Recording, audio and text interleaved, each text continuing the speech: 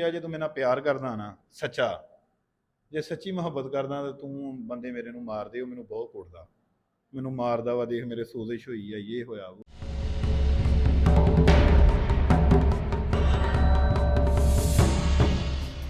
ਬੇਗਮ ਨੇ ਇਤਰਾਫ ਕੀਤਾ ਕਿ ਮੈਂ ਆਪਣੇ ਆਸ਼ਿਕ ਨੂੰ ਕਿਹਾ ਸੀਗਾ ਕਿ ਮੇਰੇ ਬੰਦੇ ਦਾ ਕਤਲ ਕਰ ਦੇ।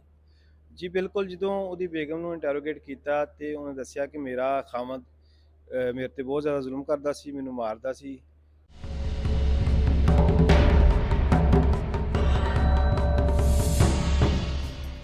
ਇਹਨੇ ਬਿਲਕੁਲ ਨਜ਼ਦੀਕ ਤੋਂ ਰੱਖ ਕੇ ਉਹਨੂੰ ਬ੍ਰੈਸਟ ਮਾਰਿਆ, ਉਹਦੇ ਆਪਣਾ ਛਾਤੀ ਤੇ ਫਾਇਰ ਲੱਗੇ ਨੇ, ਉਹ ਮਰ ਗਿਆ।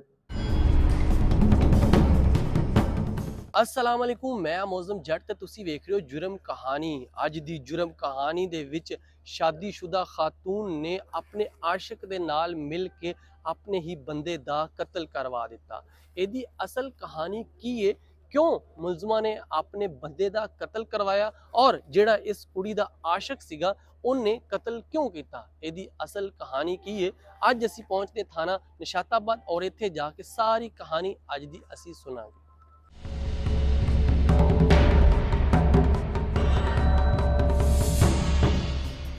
आशकी दा पूत इन्ना के सिर ते सवार सीगा कि अपनी माशूका दे कहण ते ओदे ही बंदे दा कत्ल कर दिता गया सी। इहदी असल कहानी की है, मैं इस वेले थाना निशाताबाद दे विच मौजूद हां और मेरे नाल SHO राणा साजिद मौजूद ने। इन्हां नाल गलबात करदे हां। सर, पहले ते लाश एक लावारिस लभदी है, तुसी कातल तक किंज पहुंचदे जी, इहदी असल कहानी की है?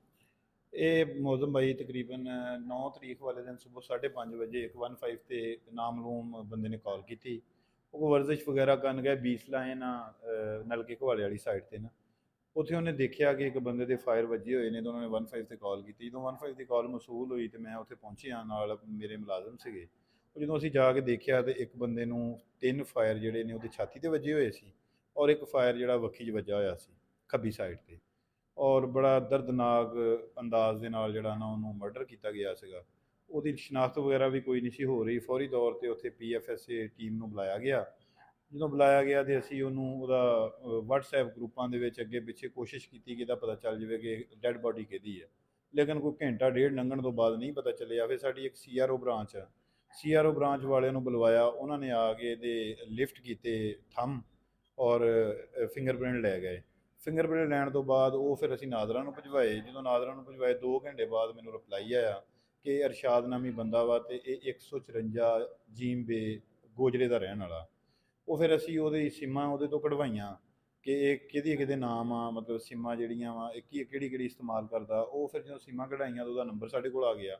ਜਦੋਂ ਨੰਬਰ ਆਇਆ ਤਾਂ ਫਿਰ ਮੈਂ ਉਹਦਾ CDR ਵਗੈਰਾ ਲਿਆ। ਫਿਰ ਜਿਹੜੇ ਬੰਦੇ ਉਹਦੇ ਨਾਲ ਰਾਬਤੇ ਦੇ ਵਿੱਚ ਸੀਗੇ, ਉਹਦੇ ਵਿੱਚ ਉਹਦੀ ਬੇਗਮ ਸੀ, ਉਹਦੇ ਭੈਣ ਭਰਾ ਸੀਗੇ, ਉਹਨਾਂ ਨਾਲ ਮੈਂ ਰਾਬਤਾ ਕੀਤਾ ਤੇ ਉਹਨਾਂ ਨੂੰ ਜਦੋਂ ਤਸਵੀਰ ਸੈਂਡ ਕੀਤੀ ਤਾਂ ਉਹਨਾਂ ਨੇ ਕਿਹਾ ਜੀ ਬਿਲਕੁਲ ਇਹ ਸਾਡਾ ਭਾਈ ਆ ਤੇ ਅਸੀਂ ਆ ਰਹੇ ਹਾਂ। ਉਹ ਘੰਟੇ ਕੇ ਬਾਅਦ ਤਕਰੀਬਨ ਉਹ ਆ ਗਏ। ਉਹਨੂੰ ਡੈੱਡ ਬਾਡੀ ਨੂੰ ਜਿਹੜਾ ਵਾ ਉਹ ਮਾਰਚ ਦੀ ਸ਼ਿਫਟ ਕੀਤਾ ਗਿਆ।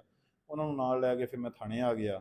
ਥਾਣੇ ਆ ਕੇ ਫਿਰ ਮੈਂ ਉਹਨਾਂ ਦੀ ਕਹਾਣੀ ਜਦੋਂ ਸੁਣੀ ਸਾਰੀ, ਤੇ ਉਹਦੀ ਬੇਗਮ ਜਿਹੜੀ ਆ ਉਹ ਬੜਾ ਨਾ ਅਜੀਬ ਤਰੀਕੇ ਦੇ ਨਾਲ ਰੋ ਰਹੀ ਸੀ, ਜਿਸ ਤਰ੍ਹਾਂ ਮਤਲਬ ਮੈਨੂੰ ਮਹਿਸੂਸ ਹੋਇਆ ਕਿ ਇਹਦਾ ਕੋਈ ਜਿਹੜਾ ਹੈ ਨਾ ਇਹਦੇ ਵਿੱਚ ਹੈ ਇਨਵੋਲਵਮੈਂਟ, ਦਾਲ ਚ ਕਾਲਾ ਹੈ ਕੁਛ ਨਾ ਕੁਛ ਇੱਥੇ।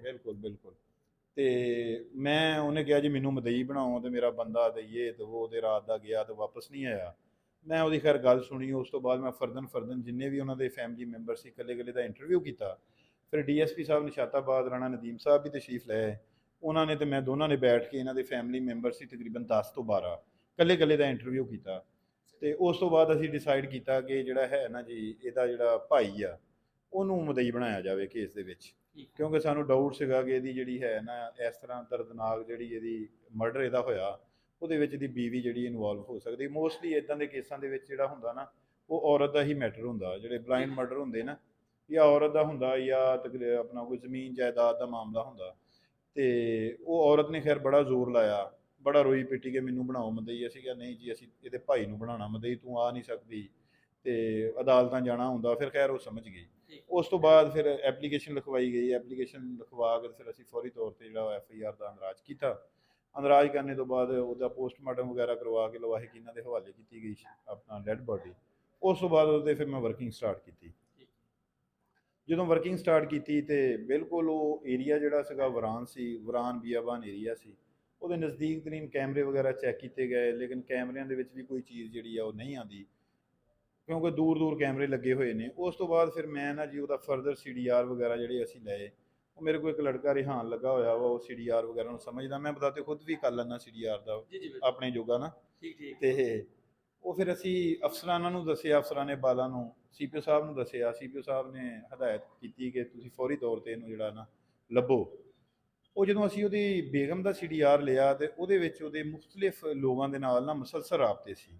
ਉਹਦੇ ਵਿੱਚ ਤਕਰੀਬਨ 4 ਤੋਂ 5 ਨੰਬਰ ਐਸੇ ਸੀ, ਕਈਆਂ ਦੇ ਨਾਲ ਤਕਰੀਬਨ ਕੋਈ 1000 ਤੋਂ ਜ਼ਿਆਦਾ ਦਫ਼ਾ ਰਾਬਤਾ, ਕਈਆਂ ਨਾਲ 700 ਤੋਂ ਜ਼ਿਆਦਾ ਦਫ਼ਾ ਰਾਬਤਾ। ਇਹ ਜਿਹੜਾ ਮੁਲਜ਼ਮ ਆ, ਇਹਦੇ ਨਾਲ ਮਜ਼ੇ ਵਾਲੀ ਗੱਲ ਇਹ ਹੈ ਕਿ ਸਭ ਤੋਂ ਘੱਟ ਰਾਬਤਾ ਸੀ। ਅੱਛਾ ਅੱਛਾ ਅੱਛਾ। ਜਦੋਂ ਇਹਦੇ ਨਾਲ ਸਭ ਤੋਂ ਘੱਟ ਰਾਬਤਾ ਸੀ ਤੇ ਉਹ ਅਸੀਂ ਫਿਰ ਕੱਲਾ ਕੱਲਾ ਉਹਨਾਂ ਦਾ ਸੀਡੀਆਰ ਲੈ ਕੇ ਐਨਾਲਿਸਿਸ ਕੀਤਾ, ਲੇਕਿਨ ਉਹਨਾਂ ਸੀਡੀਆਰਾਂ ਦੇ ਵਿੱਚ, ਉਹਨਾਂ ਨੰਬਰਾਂ ਦੇ ਵਿੱਚ ਕੋਈ ਐਸਾ ਨੰਬਰ ਨਹੀਂ ਸੀਗਾ ਜਿਹੜਾ ਕਿ ਮੌਕੇ ਤੇ ਆਇਆ ਹੋਵੇ ਜਾਂ ਉਹਦੀ ਕੋਈ ਬੀ ਪਾਰਟੀ ਜਿਹੜੀ ਆ ਉਹ ਮੌਕੇ ਤੇ ਆਈ ਹੋਵੇ। ਅੱਛਾ ਠੀਕ ਹੈ, ਉਹ ਕਾਫੀ ਜ਼ਿਆਦਾ ਸਾਨੂੰ ਉਹਦੇ ਤੇ ਟਾਈਮ ਲੱਗਾ। ਪਹਿਲਾਂ ਉਹਨਾਂ ਦੇ ਨੰਬਰ ਲਏ, ਫਿਰ ਉਹਨਾਂ ਦੀਆਂ ਜਿਹੜੀਆਂ ਬੀ ਪਾਰਟੀਆਂ ਸੀ ਉਹਨਾਂ ਦੇ ਨੰਬਰ ਲਏ। ਉਸ ਤੋਂ ਬਾਅਦ ਅਸੀਂ ਜਦੋਂ ਇਹਦੀ ਸੀਡੀਆਰ ਦਾ ਐਨਾਲਿਸਿਸ ਕੀਤਾ, ਇਹਨੇ ਜਿਸ ਦਿਨ ਵਕੂਆ ਹੋਇਆ ਨਾ, ਉਸ ਦਿਨ ਵਕੂਏ ਨੂੰ ਸ਼ਾਮ ਨੂੰ ਤਕਰੀਬਨ, ਮਤਲਬ ਇਹ ਵਕੂਆ ਇਹਨੇ ਕੀਤਾ ਵਾ 8 ਤਰੀਕ ਦੀ ਰਾਤ ਨੂੰ ਤਕਰੀਬਨ ਮਗਰਬ ਤੋਂ ਬਾਅਦ, ਇਸ਼ਾ ਤੇ ਮਗਰਬ ਦੇ ਦਰਮਿਆਨ। ਅੱਛਾ ਇਹ ਉੱਥੇ ਆਪਣਾ ਜਾਂਦਾ ਵਾ 4:15 ਵਜੇ ਮੌਕਾ ਵੇਖਣ ਕੇ ਮੈਂ ਕਿੱਥੇ ਬੰਦੇ ਨੂੰ ਮਾਰਨਾ। ਅੱਛਾ। ਉਹ ਸਿਰਫ ਇਹਦੀ ਇੱਕ ਜਿਹੜੀ ਲੋਕੇਸ਼ਨ ਹੈ ਨਾ, ਉਹ ਉਸ ਮੌਕੇ ਤੇ ਆਈ 4:15 ਵਜੇ ਜਿਸ ਜਗ੍ਹਾ ਤੇ ਵਕੂਆ ਹੋਇਆ ਸੀ।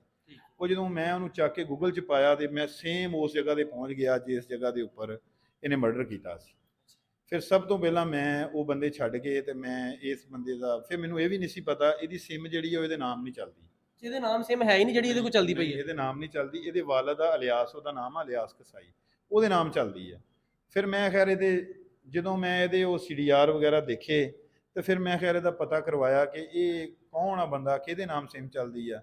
ਫਿਰ ਉਹਨਾਂ ਨੇ ਸਾਨੂੰ ਦੱਸਿਆ ਕਿ ਇਹਦਾ ਕੋਈ ਬੇਟਾ ਵਾ, ਉਹ ਵੀ ਕਸਾਈਆਂ ਦਾ ਕੰਮ ਕਰਦਾ ਤੇ ਉਹਦੇ ਨਾਮ ਸਿਮ ਚੱਲਦੀ ਹੈ। ਫਿਰ ਮੈਂ ਖੈਰ ਰੇਡ ਕੀਤਾ, ਅੱਲਾ ਨੇ ਕਾਮਯਾਬ ਕੀਤਾ। ਇਹ ਸੁੱਤਾ ਹੋਇਆ ਸੀਗਾ, ਇਹਨੂੰ ਉੱਥੋਂ ਮੈਂ ਫੜਿਆ, ਘਰ ਹੀ ਸੁੱਤਾ ਹੋਇਆ ਸੀ ਆਪਣੇ। ਇਹਨੂੰ ਤਾਂ ਪਤਾ ਹੀ ਨਹੀਂ ਸੀ ਨਾ ਕਿ ਮੈਨੂੰ ਕਿਸੇ ਨੇ ਫੜ ਲੈਣਾ ਵਾ ਜਾਂ ਇਸ ਤਰ੍ਹਾਂ ਏਡੀ ਜਲਦੀ ਇਦਾਂ ਹੋ ਜਾਣਾ। ਹਾਂ ਬਿਲਕੁਲ, ਇਹ ਤੇ ਹੈ। ਇਹ ਜਦੋਂ ਮੈਂ ਫੜਿਆ ਇਹਨੂੰ ਤੇ ਇਹ ਬਿਲਕੁਲ ਉਹ ਜਿਸ ਤਰ੍ਹਾਂ ਬੰਦੇ ਦੇ ਉੱਪਰ ਇੱਕ ਤਾਰੀ ਨਹੀਂ ਹੁੰਦਾ ਡਰ, ਇਹ ਬਿਲਕੁਲ ਉਸ ਤਰ੍ਹਾਂ ਸੀਗਾ ਕਿ ਜਿਸ ਤਰ੍ਹਾਂ ਕੋਈ ਨਸ਼ਾ ਟਾਈਪ ਕੀਤਾ ਹੁੰਦਾ ਵਾ। ਤੇ ਬਿਲਕੁਲ ਨਾ, ਮੈਂ ਫਿਰ ਮੁੰਡਿਆਂ ਨੂੰ ਉੱਥੇ ਕਿਹਾ ਆਪਣੇ ਨਾਲ ਦੇ ਨੂੰ, ਮੈਂ ਕਿਹਾ ਯਾਰ ਮੈਨੂੰ ਲੱਗਦਾ ਕਿ ਇਸੇ ਬੰਦੇ ਨੇ ਮਰਡਰ ਕੀਤਾ। ਉਹ ਕਹਿੰਦੇ ਕਿ ਇਸ ਤਰ੍ਹਾਂ। ਮੈਂ ਕਿਹਾ ਮੈਨੂੰ ਇਹਦੀ ਹਾਲਤ ਦੱਸਦੀ ਹੈ। ਖੈਰ ਅਸੀਂ ਇਹਨੂੰ ਲੈ ਆਂਦਾ, ਲੇਕਿਨ ਸਾਨੂੰ ਯਕੀਨ ਨਹੀਂ ਸੀਗਾ ਕਿ ਇਹਨੇ ਹੀ ਕੀਤਾ ਹੋਏਗਾ, ਕਿਉਂਕਿ ਬੜੀ ਦੁਨੀਆ ਦੇ ਰਾਬਤੇ ਸੀਗੇ। ਅਸੀਂ ਇਹਨੂੰ ਲੈ ਕੇ ਆਂਦਾ, ਇਹਨੂੰ ਇਹ ਕੋ ਪੁੱਛਿਆ। ਜਦੋਂ ਮੈਂ ਇਹਨੂੰ ਬਿਠਾ ਕੇ ਇਹਦੀ ਸੀਡੀਆਰ ਅੱਗੇ ਰੱਖ ਕੇ ਮੈਂ ਪੁੱਛਿਆ ਨਾ ਕਿ ਕੱਲ ਤੂੰ ਕਿੱਥੇ ਕਿੱਥੇ ਫਿਰਦਾ ਰਿਹਾ ਦੱਸ। ਇਹਨੇ ਜੀ ਉਹ ਬਿਲਕੁਲ ਉਹਦੇ ਆਪੋਜ਼ਿਟ ਗੱਲ ਕੀਤੀ। ਮੈਂ ਜੀ ਉਧਰ ਨੂੰ ਗਿਆ ਜੀ, ਮੈਂ ਇੱਧਰ ਨੂੰ ਗਿਆ, ਇੱਧਰ ਨੂੰ ਆਇਆ ਹੀ ਨਹੀਂ। ਅੱਛਾ। ਜੇ ਸਾਈਡ ਤੇ ਮਰਡਰ ਹੋਇਆ ਨਾ, ਇਹਨੇ ਕਿਹਾ ਜੀ ਮੈਂ ਉਧਰ ਨੂੰ ਗਿਆ ਹੀ ਨਹੀਂ। ਫਿਰ ਇੱਥੇ ਨਾ ਬੈਕ ਸਾਈਡ ਤੇ ਇੱਕ ਪੁਲ ਆ, ਉਹ ਪੁਲ ਤੋਂ ਨਾਲ ਜਾ ਕੇ ਅੱਗੇ ਅੱਧੇ ਪੌਣੇ ਕਿਲੋਮੀਟਰ ਤੇ ਦੂਰ ਇਹਨੇ ਜਾ ਕੇ ਮਰਡਰ ਕੀਤਾ ਉਹਦਾ। ਇਹਦੇ ਕੋਲ ਮੈਂ ਪੁੱਛਿਆ ਕਿ ਤੂੰ ਆਪਣਾ ਇਹ ਪੁਲ ਵੀ ਕ੍ਰਾਸ ਨਹੀਂ ਕੀਤਾ? ਇਹਨੇ ਕਿਹਾ ਜੀ ਮੈਂ ਪੁਲ ਵੀ ਕ੍ਰਾਸ ਨਹੀਂ ਕੀਤਾ। ਮੈਂ ਕਿਹਾ ਚਲੋ ਠੀਕ ਆ। ਫਿਰ ਅਸੀਂ ਕੋ ਪੁੱਛ ਕੇ ਤੇ ਇਹਨੂੰ ਹਵਾਲਾ 'ਚ ਬੰਦ ਕਰਾਤਾ ਜੀ। ਫਿਰ ਦੁਬਾਰਾ ਮੈਂ ਸੀਡੀਆਰ ਵਗੈਰਾ ਇਹਦੇ ਚੈੱਕ ਕੀਤੇ ਨੇ। ਚੈੱਕ ਕਰਨੇ ਤੋਂ ਬਾਅਦ ਫਿਰ ਅਸੀਂ ਖੈਰ ਇੱਕ ਹੋਰ ਬੰਦਾ ਗ੍ਰਿਫਤਾਰ ਕੀਤਾ ਉਸੇ ਦਿਨ ਹੀ, ਜਿਹਦੇ ਨਾਲ ਉਹਦੇ ਇਸ ਤੋਂ ਜ਼ਿਆਦਾ ਦਫਾ ਰਾਬਤੇ ਸੀ।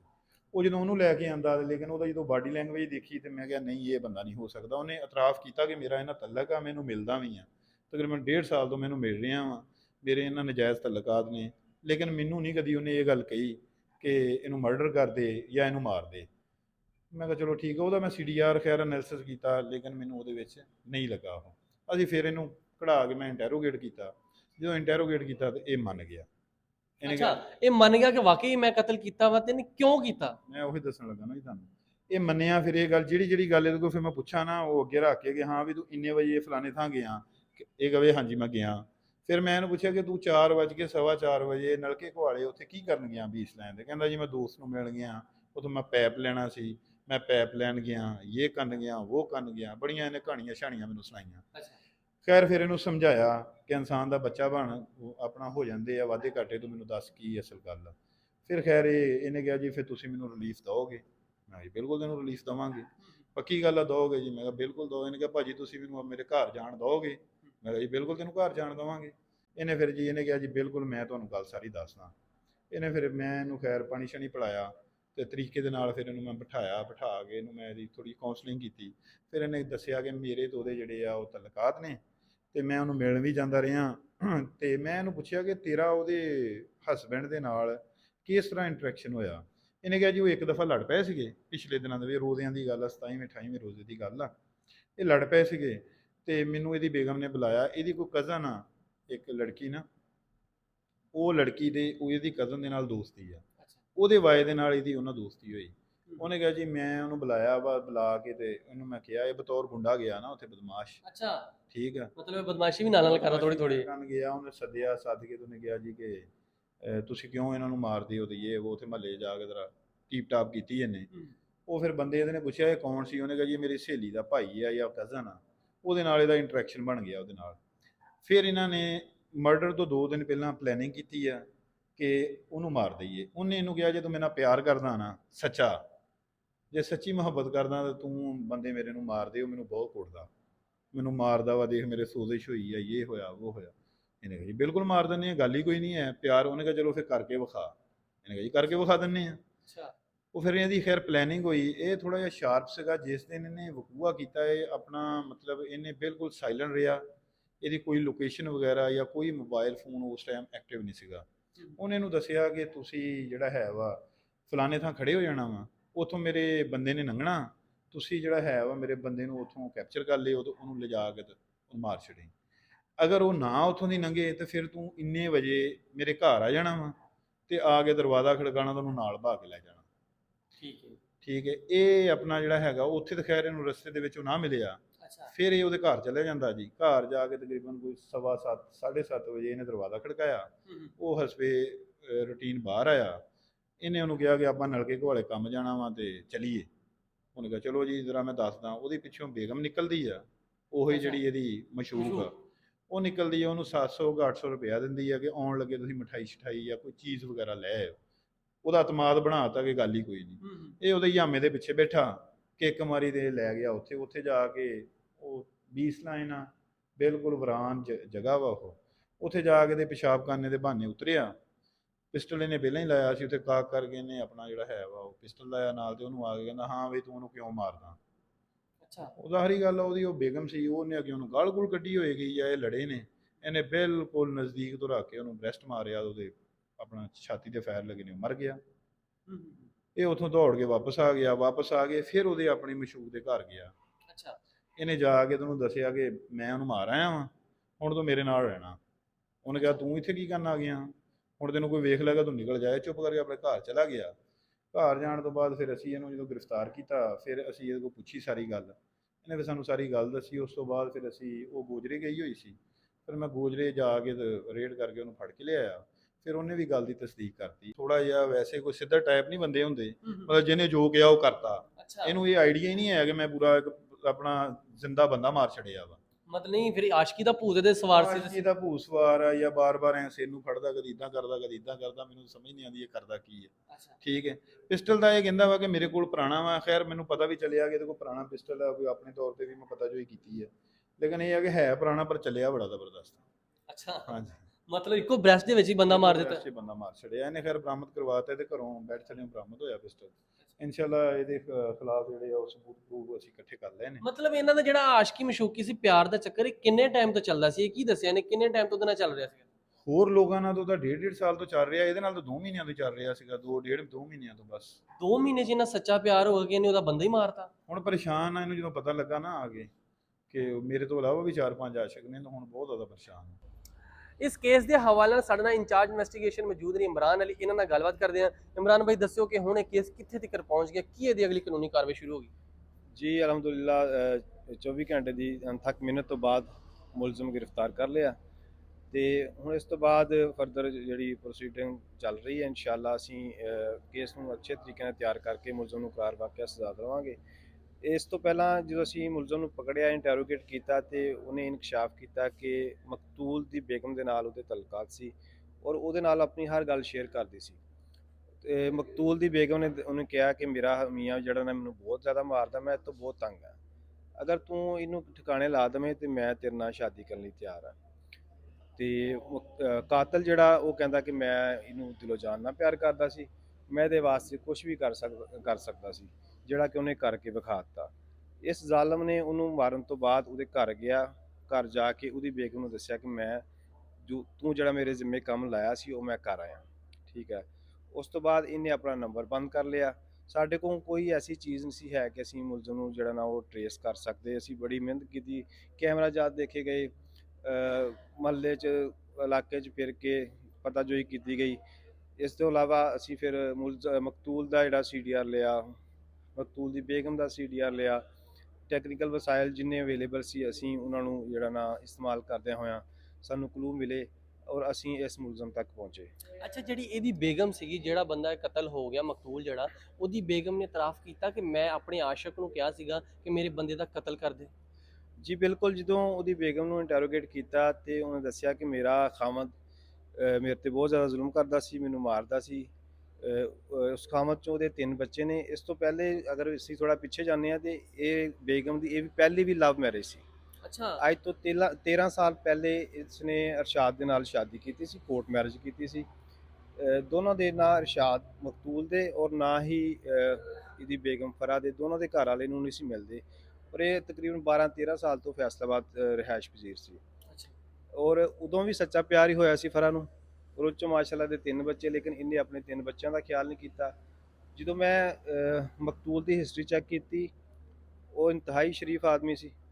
ਪਹਿਲਾਂ ਜਿਹੜੀ ਉਹਨੇ ਗਲਤੀ ਕਰ ਲਈ, ਅੱਲਾਹ ਤਾਲਾ ਨੂੰ ਮਾफ़ ਕਰੇ, ਲੇਕਿਨ ਹੁਣ ਮੈਂ ਪਤਾ ਕੀਤਾ ਕਿ ਉਹ 5 ਟਾਈਮ ਦਾ ਨਮਾਜ਼ੀ ਸੀ ਔਰ ਆਪਣੇ ਕੰਮ ਨਾਲ ਕੰਮ ਰੱਖਦਾ ਸੀ। ਜਦੋਂ ਉਹਦੀ ਲਾਸ਼ ਦਾ ਮੈਂ ਬਗੌਰ ਮੁਆਇਨਾ ਕੀਤਾ ਤੇ ਉਹਦੇ ਮੱਥੇ ਤੇ ਮਿਹਰਾਬ ਵੀ ਪਿਆ ਹੋਇਆ ਸੀ ਔਰ ਮੱਲੇ ਵਾਲੇ ਲੋਕਾਂ ਨੇ ਦੱਸਿਆ ਕਿ ਉਹ ਪੂਰੇ ਰੋਜ਼ੇ ਰੱਖਦਾ ਸੀ ਔਰ ਨਮਾਜ਼ਾਂ ਵੀ ਪੜ੍ਹਦਾ ਸੀ ਬਕਾਇਦਗੀ ਨਾਲ।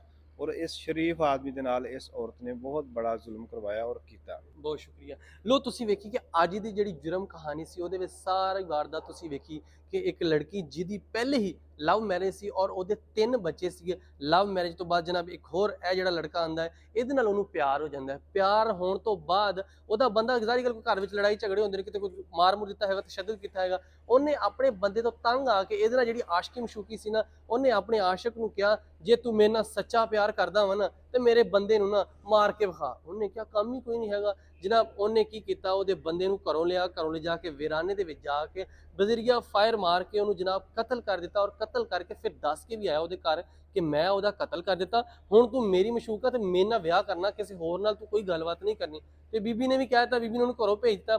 ਖੈਰ ਇਹ ਸਾਰਾ ਧੋਖਾ ਹੁੰਦਾ। ਜਿਹੜਾ ਵੀ ਪਿਆਰ ਪਿਓਰ ਹੁੰਦਾ ਨਾ, ਕਿਸੇ ਨਾਲ ਕੋਈ ਪਿਆਰ ਨਹੀਂ ਹੁੰਦਾ, ਸਾਰਾ ਧੋਖਾ ਹੁੰਦਾ। ਤੁਸੀਂ ਇਸ ਧੋਖੇ ਤੋਂ ਬਚਣਾ। ਹੁਣ ਤੁਸੀਂ ਵੇਖੋ ਨੌਜਵਾਨ ਲੜਕਾ ਜਿਹਦੀ ਜ਼ਿੰਦਗੀ ਬਰਬਾਦ ਹੋ ਗਈ, ਜਿਹਨੇ ਕਤਲ ਕੀਤਾ, ਕਤਲ ਤੋਂ ਬਾਅਦ ਉਹ 3 ਮਾਸੂਮ ਬੱਚੇ ਵੀ ਜਿਹੜੇ ਯਤੀਮ ਹੋ ਗਏ ਆ, ਉਹਨਾਂ ਦਾ ਵੀ ਕੋਈ ਵਾਰਸ ਨਹੀਂ ਹੋਣਾ ਕਿਉਂਕਿ ਮਾਂ ਹੁਣ ਜੇਲੇ ਚਲੀ ਗਈ, ਪਿਓ ਅੱਲਾ ਨੂੰ ਪਿਆਰਾ ਹੋ ਗਿਆ, ਬੱਚੇ ਕਿਹਦੇ ਹਵਾਲੇ ਹੋਣਗੇ। ਖੈਰ ਇਸ ਤਰ੍ਹਾਂ ਦਾ ਕੋਈ ਵੀ ਜੁਰਮ ਕਰਨ ਤੋਂ ਪਹਿਲੇ ਜ਼ਰਾ ਇਹ ਸੋਚ ਲਿਆ ਕਰੋ ਕਿ ਇਹਦੇ ਵਿੱਚ ਤੁਹਾਡੀ ਜ਼ਿੰਦਗੀ ਔਰ ਜਿਹਦੇ ਨਾਲ ਤੁਸੀਂ ਕਰਨਾ ਉਹਦੀ ਜ਼ਿੰਦਗੀ ਖਤਮ ਹੋ ਜਾਏਗੀ।